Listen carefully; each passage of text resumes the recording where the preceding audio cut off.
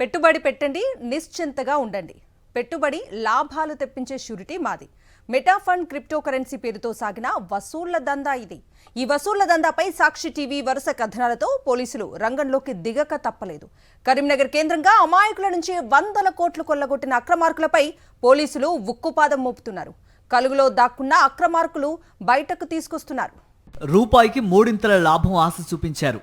లక్షల రూపాయలు పెట్టుబడులు పెట్టించారు. విదేశీ విహారయాత్రలంటూ ఊరించారు. ఒక్కటేమిటి, మాటలతోనే భూతల స్వర్గం చూపించారు. చివరకు నిండా ముంచారు. మెటాఫండ్ క్రిప్టోకరెన్సీ పేరిట ఉమ్మడి కరీంనగర్ జిల్లాలో వందల కోట్ల రూపాయలు వసూలు చేసి బోర్డు తిప్పేసింది ఓ ముఠా. ఇదిగో పోలీసుల అదుపులో ఉన్న ఇతను కట్ల సతీష్, కరీంనగర్కు చెందిన మాజీ కార్పొరేటర్. మెటాఫండ్ క్రిప్టోకరెన్సీ పేరుతో వసూళ్ల దందాకు ఉమ్మడి కరీంనగర్ జిల్లాలో ఇతనే నాయకత్వం వహించాడు. కట్ల సతీష్ ముఠాలోని దాసరి రమేష్, రాజు, ప్రకాష్, శ్రీధర్ అనే నలుగురిని పోలీసులు ఇప్పటికే అరెస్టు చేసి రిమాండ్కు తరలించారు. ఇక వీరందరికీ బాస్, క్రిప్టోకరెన్సీ వసూళ్ల వెనక ఉన్న అసలైన కింగ్ పిన్ హైదరాబాద్కు చెందిన లోకేశ్వర్ అలియాజ్ లోకేష్. ఇప్పుడు ఇతను పోలీసులకు దొరకకుండా తప్పించుకు తిరుగుతున్నాడు. గవర్నమెంట్ టీచర్లు, పోలీసులు, రెవెన్యూ ఉద్యోగులు ఇలా వివిధ శాఖల్లో పనిచేసే ప్రభుత్వ ఉద్యోగులంతా లక్షల రూపాయలు మెటాఫండ్లో పెట్టుబడి పెట్టారు. సామాన్యులంటే ఏమో అనుకోవచ్చు, అన్నీ తెలిసిన ప్రభుత్వ ఉద్యోగులు సైతం అధిక లాభాలు వస్తాయన్న అత్యాశకు పోయి చేతులు కాల్చుకున్నారు.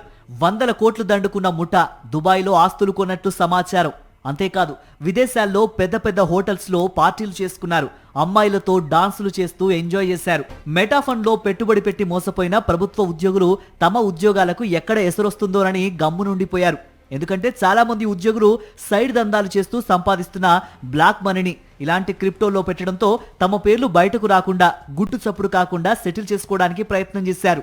అయితే కొంతమంది సామాన్యులు ధైర్యంగా ముందుకొచ్చి పోలీసులకు ఫిర్యాదు చేయడంతో క్రిప్టోకరెన్సీ బండారం మొత్తం బయటపడింది.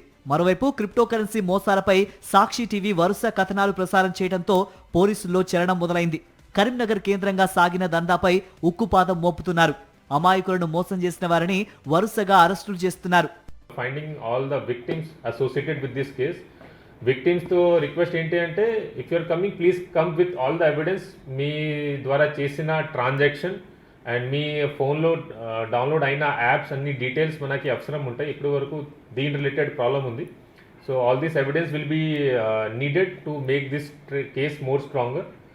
And police team is working very hard in tracing this accused and solving this case. Cryptocurrency gang లో చిన్న చేపలను అరెస్టు చేసిన పోలీసులు కింగ్ పిన్ అయిన లోకేష్ కోసం వేట మొదలు పెట్టినట్టు తెలుస్తోంది.